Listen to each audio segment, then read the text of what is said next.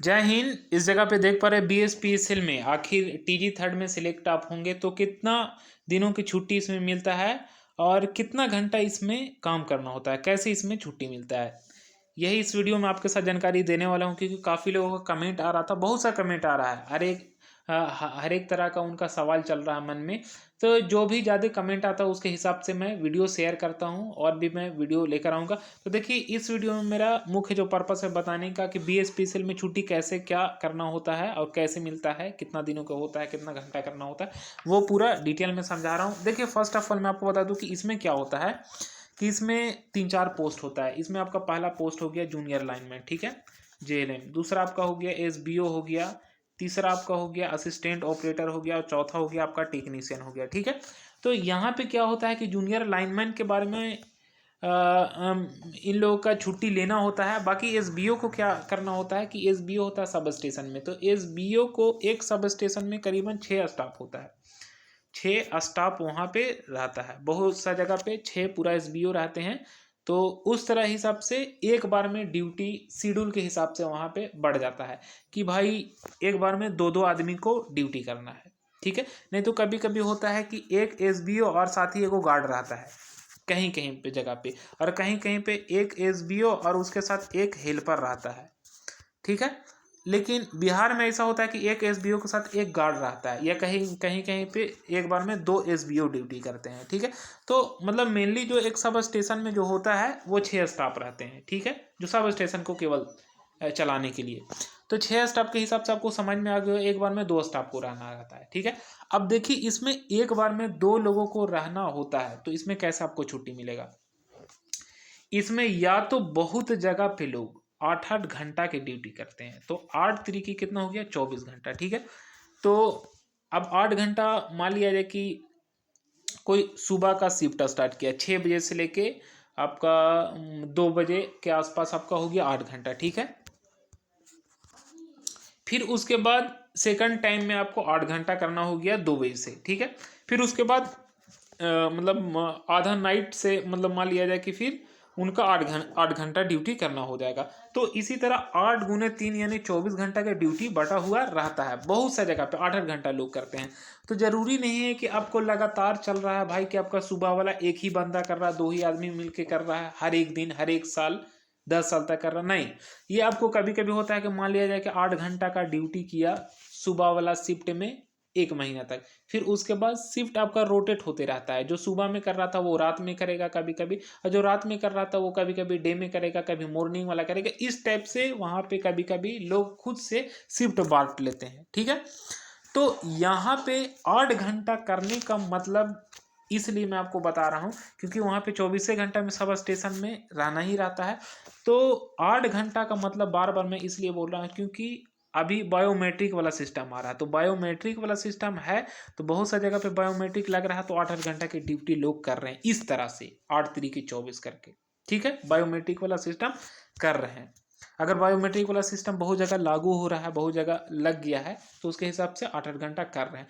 लेकिन बहुत जगह पे बायोमेट्रिक का सिस्टम नहीं है, तो वहाँ पे किस टाइप से ड्यूटी किया जा रहा है SBO को, ठीक है। तो SBO को वहाँ पे देखिए, सबसे पहले मैं आपको बता दूँ कि शिफ्ट लोग बहुत सा स्टाफ बांट लेते हैं, जैसे मैचुअल करके ड्यूटी। जैसे मान लिया जाए कि 2 लोग मिल के लगातार 1 वीक किए, ठीक है। तो जब 2 लोग रह के लगातार 2 SBO रह के 1 सप्ताह लगातार ड्यूटी किए सब स्टेशन में 24 घंटा, ठीक है। तो यहाँ पे कितना 4 स्टाफ और बच गए। तो 4 स्टाफ घर जाएं या जहाँ जाए, जहाँ जाने का मतलब उनसे कोई दिक्कत नहीं है, 4 स्टाफ कहीं भी रहें, लेकिन 2 हफ्ता तक 7 दिन तक 2 SBO मिलके यहाँ पे ड्यूटी कर दिए, या 1 SBO 1 हेल्पर, अगर जहाँ पे सब स्टेशन में 3 हेल्पर और 3 SBO है तो, ठीक है। मतलब 6 स्टाफ रहेगा उसके हिसाब से आपको बांट लेना है। तो 1 हफ्ता तक अगर 1 SBO 1 हेल्पर किया, तो फिर जैसे ही उसका 1 हफ्ता कंप्लीट रहेगा तो वो चल जाएगा छुट्टी पे, घर जाएगा। तो उसके बाद दूसरा वाला 2 आदमी आएगा, तो जैसे ही उसका 7 दिन होगा तो फिर वो घर जाएगा। तो उसके बाद फिर से उसका 7 दिन कंप्लीट होगा तो फिर दूसरा वाला 2 SBO आएगा, मतलब 7 या 21, ठीक है। तो इस हिसाब से महीने में उसको 14 दिन छुट्टी मिल गया है, 1 SBO 1 हेल्पर के, या 2 SBO को, ठीक है, मतलब 2 आदमी को। अगर 2 आदमी मिल के 7 दिन ड्यूटी करता है तो 14 दिन का छुट्टी और लोगों का मिले ना। इसी तरह से अगर मान लीजिए कि महीना में 10 दिन 2 लोग ड्यूटी कर रहे हैं मिल के, तो 20 दिन छुट्टी आपका मिल गया। जब आप 10 दिन ड्यूटी में रहेंगे तो 20 दिन और लोगों का छुट्टी हो जाएगा। और जब आपका जैसे ही छुट्टी होगा तो जो दूसरा आपका साथी रहेगा 2 आदमी, वो 10 दिन करेगा तो आप 20 दिन घरे रहेंगे।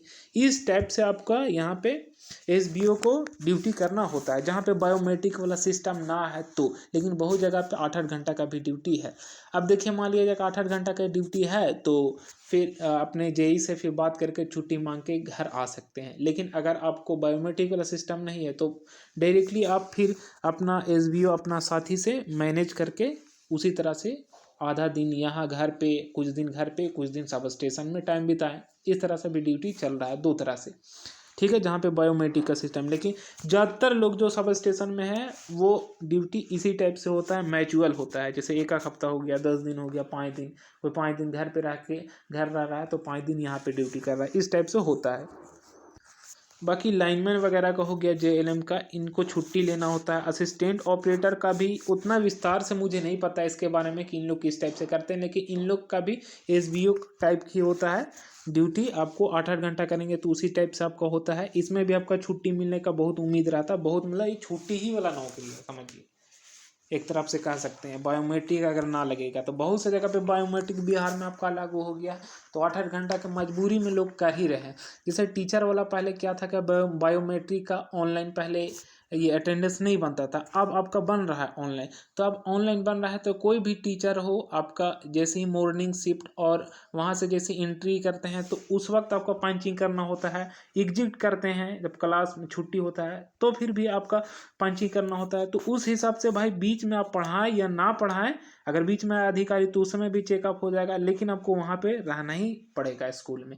तो इसी टाइप से है कि आपको बायोमेट्रिक वाला जहाँ पे लागू हो गया वो करना ही पड़ेगा, तो आपको हर एक दिन वहाँ पे रहना ही पड़ेगा। बाकी छुट्टी किस टाइप से होता है, छुट्टी का तो इसमें प्रावधान होगा ही, बायोमेट्रिक जहाँ पे लगा हुआ होगा। तो आई होप जो मैं आपको बता रहा हूँ आपको समझ में आ रहा होगा। तो इसमें एसबीओ को सबसे आराम से और अच्छा से यहाँ पे ड्यूटी करने को मिल जा रहा है, ठीक है। बहुत सा शहरी जगह पे आपका 8-8 घंटा लोग करते हैं, बहुत सा ग्रामीण जगह पे जो सब स्टेशन है वहाँ पे 1 हफ्ता घर रहते हैं तो 1 हफ्ता सब स्टेशन में टाइम बिताते हैं।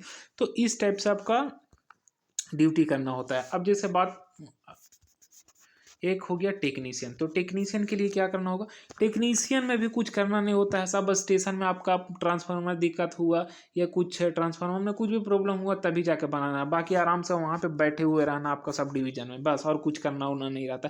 तो इसमें कभी कभार हो गया कॉल आएगा तो वहाँ पे कोई सब स्टेशन में एक सब स्टेशन में आपका सब डिवीजन के हिसाब से सेक्शन बटा हुआ रहता है, उसके हिसाब से जहाँ पे कॉल आएगा वहाँ पे जाके आपको टेक्नीशियन को बनाना होता है, चेक करना होता है। आपका एक मशीन आता है उसके हिसाब से ट्रांसफार्मर के चेक करते हैं, ठीक है। तो जहाँ पे गड़बड़ होता है तभी टेक्नीशियन जाते हैं। इसी तरह रेलवे में भी है कि जब तक गड़बड़ नहीं होता वहाँ पे आपको लोग मतलब तब तक आप आराम करिए, रेलवे में भी यही बात है। लेकिन रेलवे से सबसे आराम है इसमें ही आराम, बीएसपीएसएल में, जिसमें ड्यूटी आपको टेक्नीशियन में भी बहुत मिल जाता है, आराम से एकदम छुट्टी मिल जाता है। क्योंकि आपको गड़बड़ होता है तभी आपको जाना रहता है, और गड़बड़ नहीं हुआ तो भाई आप कहीं भी जाइए। तो इस तरह से आपका छुट्टी तो आपको मेनली अगर मान लिया जाए कि बहुत ज़्यादा काम हो गया तो छुट्टी नहीं मिल सकता है, लेकिन आपको काम नहीं है तो आपको आराम से छुट्टी मिल सकता है, घर जा सकते हैं सर से भी बात करके। लेकिन एसबीओ किसी से अगर मैचुअल ड्यूटी कर रहा है तो सर से भी बात करने की ज़रूरत नहीं, डायरेक्टली अपना एसबीओ से बात करेगा, मैचुअल ड्यूटी करेगा, उस तरह से जा सकता है। अगर मान लीजिए आपका शिफ्ट में भी कोई प्रॉब्लम हो गया कि आपको कहीं पे जाना पड़ गया तो आप दूसरा एसबीओ से बात करके उस तरह से भी आप जा सकते हैं। एसबीओ में यही होता है खासियत, बहुत ज़्यादा छुट्टी का चांसेस मिलता है। आई होप आपको समझ में आया होगा कि छुट्टी इसमें कितना दिन का मिलता है, कैसे करना होता है। ये छुट्टी ही वाला जॉब है ही। फिर हम नेक्स्ट वीडियो में मिलेंगे। Thanks for watching this video. लेकिन उससे पहले मैं आपको बता दूं कि बहुत जगह पे सभी जगह बायोमेट्रिक सिस्टम किया जा रहा है, इसीलिए पहले जितना लोग सरकारी नौकरी में रह कर आराम कर गए उतना अब नहीं करेंगे। फिर नेक्स्ट वीडियो में मिलेंगे। Thanks for watching this video.